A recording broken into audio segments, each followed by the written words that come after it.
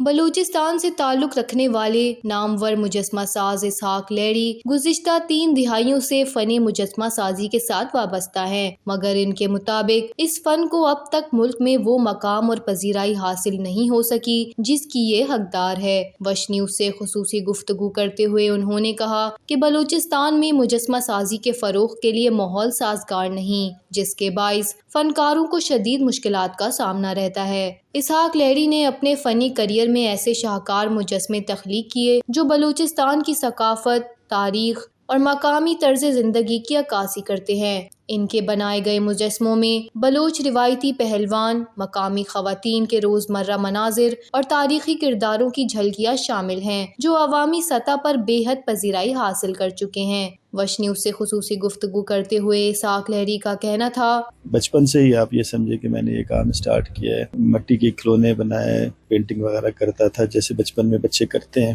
میں نے یہ سوچا کہ میں آگے اسی کام کو ہی کنٹینیو رکھوں گا، تو پھر اس کے بعد میں نے بلوچستان یونیورسٹی سے فائن آرٹس میں بیچلرز کیا، اس کے بعد پی ٹی وی جوائن کیا بطور ڈیزائنر، اور اس وقت میں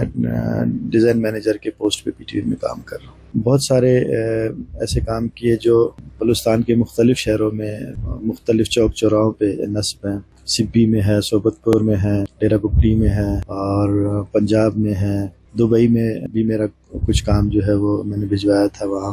کوئٹہ میں بھی کافی جگہوں پہ میرا کام لگا ہوا ہے۔ جو میرا سب سے بڑا کام جس کی وجہ سے جو میری پہچان بن گئی وہ عیدی صاحب کا اسکلپچر ہے جو یہاں عیدی چوک پہ لگا ہوا ہے۔ اس سے کچھ عرصہ پہلے میں نے اپنا ایک اسکول سٹارٹ کیا تھا سنجید اسکول آف آرٹس کے نام سے، لیکن یہ ہے کہ مالی وسائل نہ ہونے کی وجہ سے وہ پھر مجھے بند کرنا پڑا۔ اس میں کافی اسٹوڈنٹ تھے، سیکھنے آتے تھے، اور میرا شوق تو یہ ہے کہ میں یہ اپنا کام لوگوں کو سکھاؤں، لیکن چونکہ میرے پاس وسائل نہیں ہے کوئی اس طرح کا سیٹ اپ بنانے کے لیے۔ بلوچستان میں خود، بلکہ میں یہ کہوں گا کہ پورے پاکستان میں آرٹ کے لیے کوئی ایسی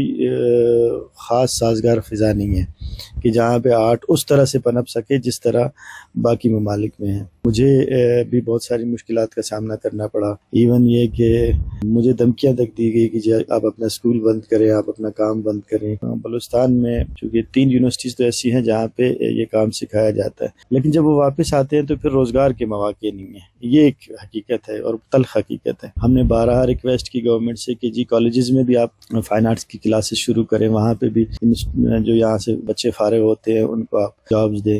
لیکن یہ سلسلہ بالکل بھی نہیں ہے۔ ضلعی انتظامیہ ہوتی ہے جو